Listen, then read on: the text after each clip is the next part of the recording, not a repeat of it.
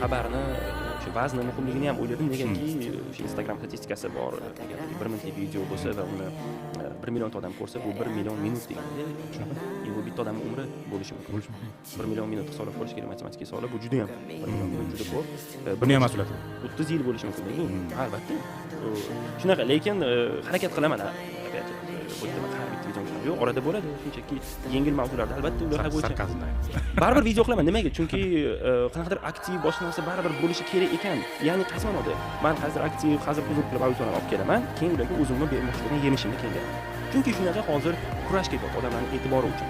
Men o'yladim, bunaqa bu mana shu bozorda mana shu narsada ishtirok etgim kelmadi. Soxta, xohlamayman. Lekin odamlar boshqa qahramonlarga ergashyapti. Boshqa odamlarning ta'sir kuchida.